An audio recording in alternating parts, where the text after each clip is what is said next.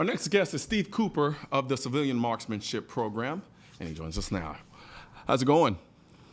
Great. Good to be here. Absolutely. Thanks for coming on.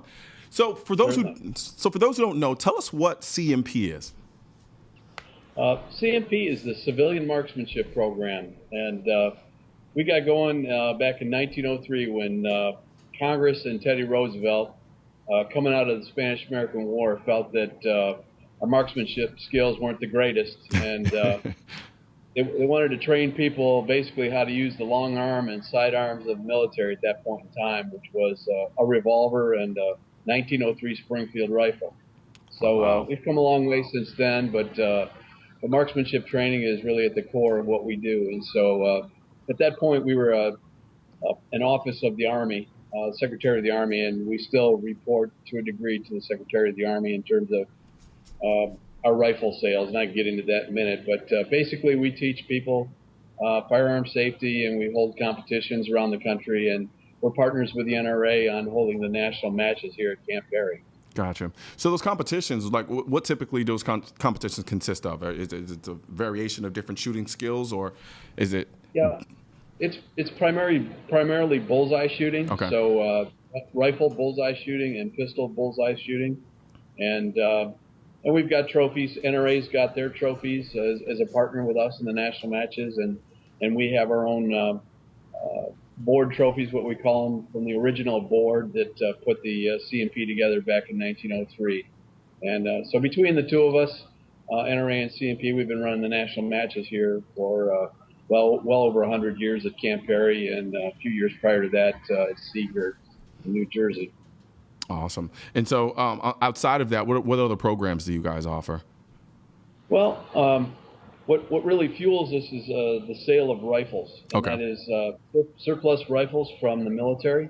So whether it be the 1903 Springfield, 1917 Enfield, World War I rifles, the 1903 03A3, the M1 Garand, which of course was the star of World War II, and then some other various rifles that have come out of pre-1953 era. And those are the rifles that we're allowed to sell to the public. The Army makes them available to the CMP, and we sell them to the general public if they meet certain criteria: background checks, American citizenship, need to belong to a CMP-affiliated club, and you have to have had some sort of marksmanship training that allows you to buy a rifle from our program. Really? And so we're a nonprofit organization that has done pretty well over the years with the sale of surplus rifles from the Army. So we're still getting a constant surplus of those specific types of rifles on an annual basis? Yeah, there were many rifles that the U.S. loaned out to other countries during World War II and during the Cold War era. And some of those rifles haven't come back to the U.S., but it's less expensive for the Army to make those rifles available to the American public rather than to destroy them all, because all the serial numbers have to be tracked. And so we do all that tracking for them, and we make sure that anything that we receive back in the U.S. from the Army, we track and make. If they're saleable, we can make them for sale to the general public. And the extra parts that we can't use, we will then assemble future rifles with. So it's a pretty neat operation. So like, let's say I'm an individual who's interested in buying a particular. Well, first, let me ask you this: what tends to be the most popular rifle that you guys sell? The M1 Garand rifle is the granddaddy of them all. Yeah. It's the one from Saving Private Ryan, the gun that goes ping after you fire 8 rounds. And the one that actually uses a clip, you mean? It actually uses a clip, not a magazine, but a clip. Clip, yeah. And so those are certainly been the most popular. And but we've also handled the M1 carbines, which is it's very small. It's not the same rifle as the M1 Garand, but it's a carbine rifle that paratroopers and officers used in World War II, and that's extremely popular as well. If I remember that one was the 30 caliber, right? Correct. Yeah, those 30 caliber carbine, small size, big impact. Yeah, close up anyway. It's what we consider kind of it's a glorified pistol. Yeah, gotcha. We shoot matches with them, but at 100 yards, but it's a turkey shoot. So like it's interesting to me because so you with like say for instance with the competitions and you're shooting these M1, so you're shooting M1 Garands in these bullseye competitions, correct? Yep. Yep. We have, we have our what we call our games matches where we shoot M1 Garands and we shoot the old Springfields, the bolt action guns, and then we have a foreign military class, bolt guns and those sorts of things, and then we have a modern military class. So those were all shot at 200 yards, same course of fire for all those guns, and so they're great to see out there on the line, guys cranking away at them. Yeah. And then we also have service rifle classes that we shoot similar to what NRA shoots in their high power matches. So that's a different category of matches that we shoot as well. So it's a mixture of old and new. So how much of a variation have you seen in terms of skill set is involved in shooting? What really came to light for us, we have a marksmanship park down in Talladega, Alabama. Uh-huh. It's a 500-acre park, and we've got all electronic targets there. We found out very quickly how poor many of the American shooters are. There certainly are elite class of shooters. Yeah. But the general guy off the street, when you get him behind the gun, you ask him to shoot at 200, 300, or 600 yards. We find out very quickly how much they're not on target. Gotcha. The electronic targets have a way of calling that out. So, we still have a lot of work to do.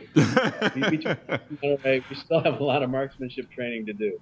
I'm not gonna lie to you. Admittedly, I'm probably gonna be one of those guys. You put M1 Garand in my hand, I'm probably gonna ask you what do you want me to do with this? I think Americans have done a great job with suppressive fire in other wars. We send a lot of rounds downrange, and they're not necessarily accurate, but they're very effective. I'm pretty sure there's a group of Marines right now who are ready to tear your head off. Hey, we love the Marines. The Marines do a great job. In fact, the Marine shooting teams come and shoot at Talladega, and they shoot in our matches as well, and we love those guys. Well, who I'm talking about are the people that really need to spend a little bit more time at the range and practice their skills. I'm scared. And so our military does a pretty good job, although, the Army could bone up a little bit. The Army Marksmanship Unit does a pretty good job, but, they're kind of trained to do that stuff. Yeah. They have a special unit that does nothing but target shoot. So the Marines, they come out and they shoot, but they've got to rotate back into service, and after they do their stint on the team, they go defend the nation. So we're really grateful. Awesome. Yeah. Now, but it's your Joe Saturday afternoon hasn't picked up a gun in a few months, comes out and he shoots a match, and he needs some help getting on target once in a while. That's what we're here for. Yeah. No, absolutely. I think it's awesome that there's still, establishing the fundamentals of marksmanship. I came up in the gun industry during the age of the red dot.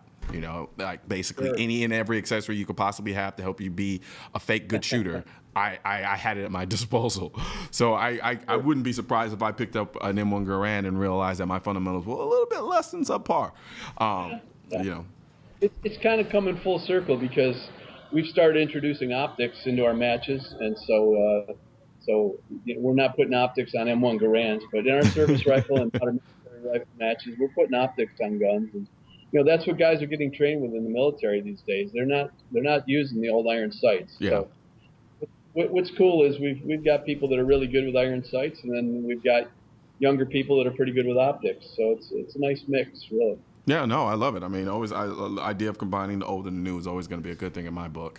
I don't think one could exist without the other one. They both need each other to survive in many ways. Now, so say I'm someone looking to purchase an M1 Garand. First and foremost, price-wise, is there going to be a lot of variation in pricing, or is it pretty constant? And if so, around what price point are we talking? Well, I think right now for a good M1 rifle with some reconditioned parts for about $830 is a good entry point, and that's a brand new barrel with new wood, and then all the other USGI parts in the rifle are good.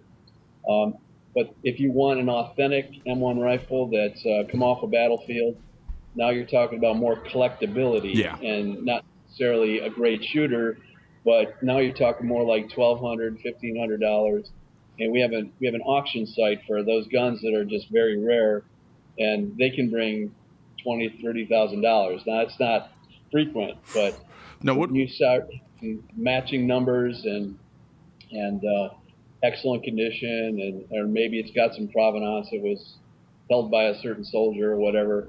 These things all have their own personal history. Yeah. So they can bring big dollars as well. But in general, between $800 and $1,500, you can get pretty much anything that you want. Whether you want one that's beaten up a little bit but still shoots, whether you're a collector, a historian, a shooter, or you just want to have some fun. There's one out there for you. Awesome, awesome. Yeah, I haven't quite made it into that realm. I do see that in my future, though, to be honest with you. Probably sooner than later. But well, we'd love to have you out to Camp Perry or to CMP Talladega. We'll take care of you. Yeah, no cameras though, because I'm not embarrassing myself on camera shooting them. No, I'm joking. But thank you very much, Steve. It was an absolute pleasure. I love the work that you guys are doing and continue to sharpen up our skills. And you definitely have a good one. Yeah, well, thank you very much. I appreciate it. Absolutely, anytime. All right. So you can learn all you can about CMP at thecmp.org. And when we come back, AWR Hawkins gets some inside info on leading anti-gun group.